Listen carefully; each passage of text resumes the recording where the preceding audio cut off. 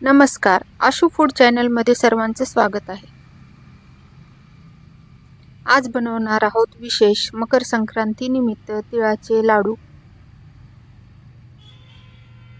हे लाडू मराठवाड्यातील पारंपरिक रेसिपी आहे.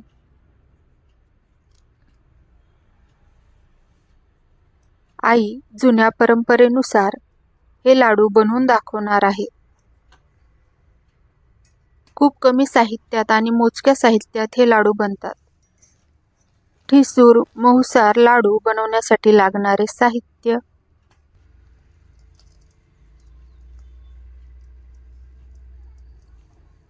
गूळ 1.5 वाटी, तीळ 1 वाटी, शेंगदाणे अर्धा वाटी, विलायची आवडीनुसार, तूप 1 किंवा 2 चमचे, अर्धा वाटी पाणी इत्यादी सर्व साहित्य.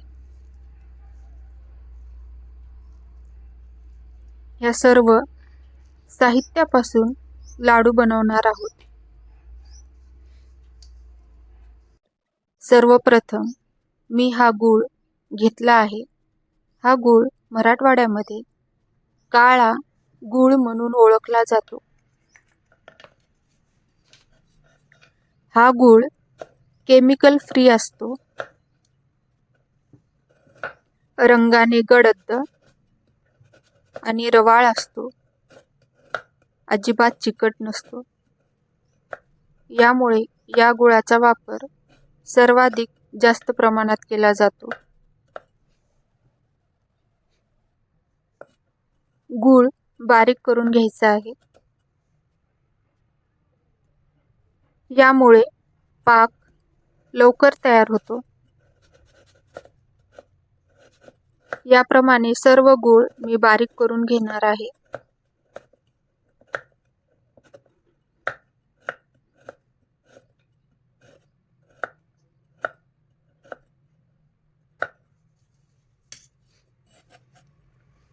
पाहू शकता कशा प्रकारे हा गूळ बारीक करून घेतला आहे.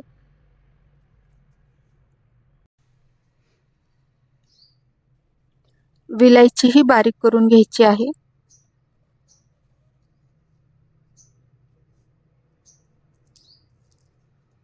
विलायची आकाराने लहान असल्या कारणाने मी 4 विलायची वापरणार आहे.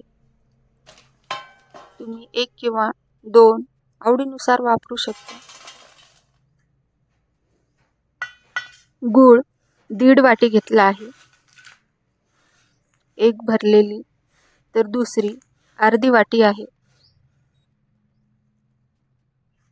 या पूर्ण रेसिपीमध्ये एकच वाटी वापरायची आहे. यामुळे मापाचे अंदाज येईल. हा गूळ 1.5 वाटी आहे. याच वाटीच्या अंदाजाने आपण 1 वाटी तीळ घेणार आहोत. पाहू शकता पूर्ण वाटी भरून घेतली आहे. हे तीळ बारीक तीळ आहेत. गावरान तीळ म्हणून ओळखले जाते. हे तीळ आकाराने लहान आणि रंगाने हलके लालसर असतात. आपण आता याच वाटीने अर्धा वाटी शेंगदाणे घेणार आहोत.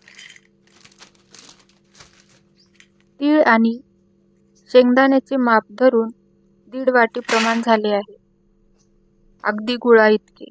गूळ हा आपण 1.5 वाटी घेतला आहे. विलायची बारीक करून घेतली आहे. तीळ स्वच्छ निवडून घ्यायचे आहे. तीळ भाजण्यापूर्वी तिळाला धुवून घ्यायचे आहे. यामुळे तीळ चांगले भाजल्या जातात.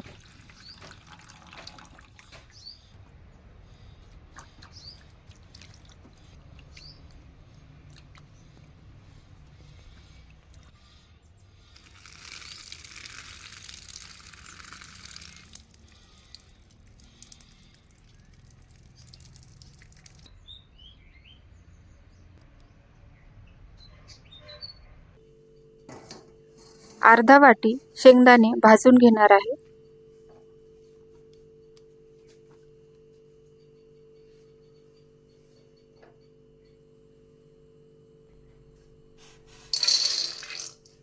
हे शेंगदाणे वाटीने मोजून घेतलेले आहेत, अर्धा वाटी.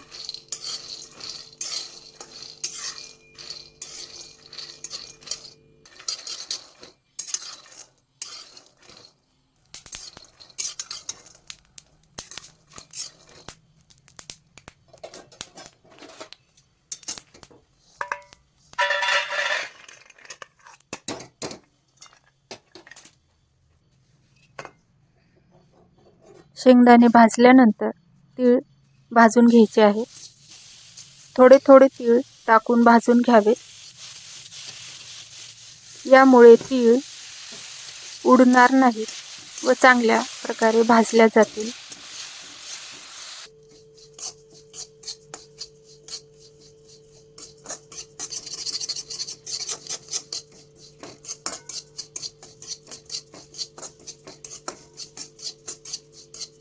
तिळाचा रंग तीळ भाजता वेळेस बदलतो. तीळ भाजत आल्यास पांढरे दिसायला लागतात.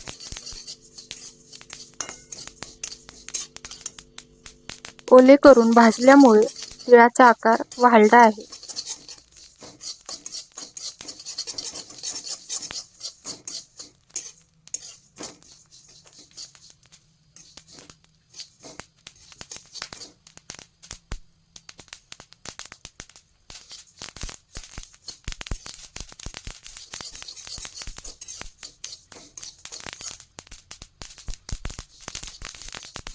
अशाच पद्धतीने सर्व तीळ भाजून घ्यायचे आहेत.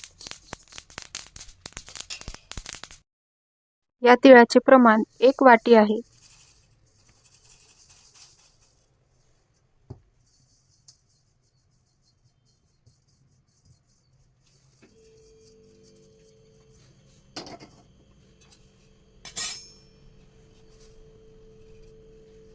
पाहू शकता, तीळ चांगल्या प्रकारे भाजले गेले आहे.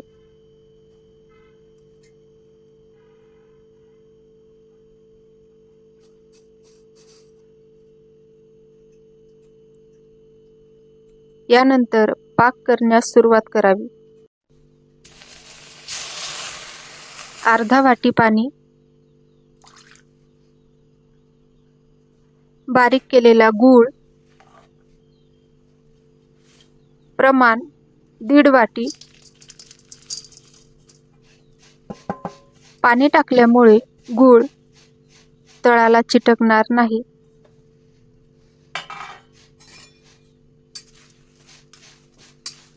गॅस मोठा न करता मीडियम ठेवायचा आहे व चमचा सतत फिरवत राहायचा आहे. पाहू शकता, पाक होण्यास सुरुवात झाली आहे. शेंगदाण्याचे टरफल काढून 2 भाग करून घेतले आहेत. आवडीनुसार 4ही करू शकता.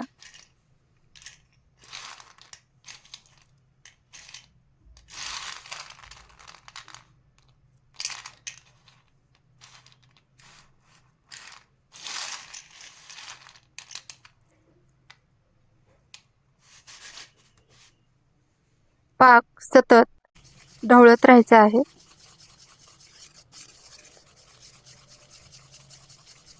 यामुळे मिश्रण तळाला चिटकणार नाही.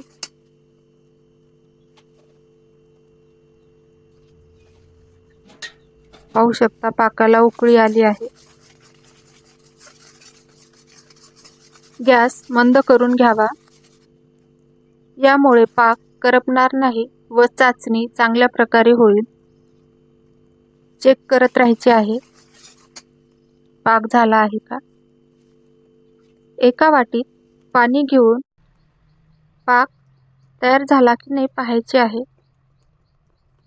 या पद्धतीने पाण्यात टाकून मिश्रण तळाला जाऊन गोळा तयार होत असेल तर पाक तयार आहे.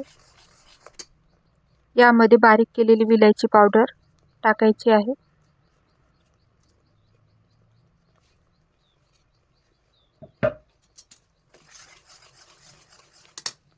एक चमचा तूप, आवडीनुसार जास्तही टाकू शकता. हे सर्व मिश्रण मंद आचेवर एकजीव करून घ्यायचे आहे.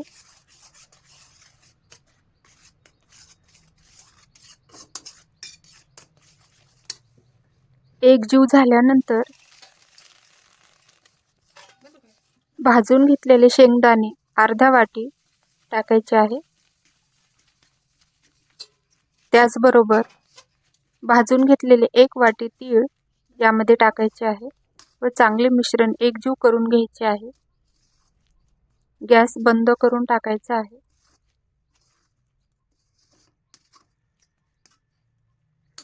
सतत हलवत राहायचे आहे. तळाला चिटकणार नाही याची काळजी घ्यायची आहे.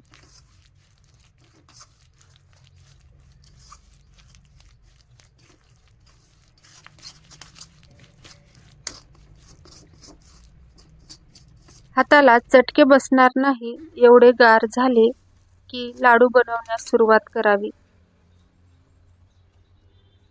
हाताला तूप लावून आवडीनुसार लहान किंवा मोठ्या आकारात लाडू बनवून घ्यायचे आहेत.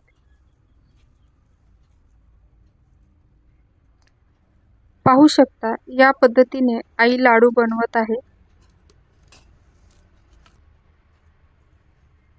असेच लाडू सर्व बनवून घ्यायचे आहेत याच पद्धतीने.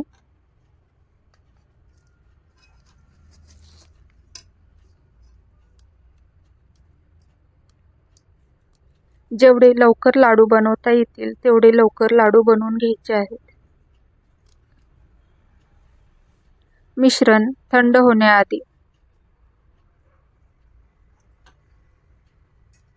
मिश्रण थंड झाल्यास हलके गरम करून घ्यायचे आहे. परत राहिलेले लाडू बनवून घ्यायचे आहेत.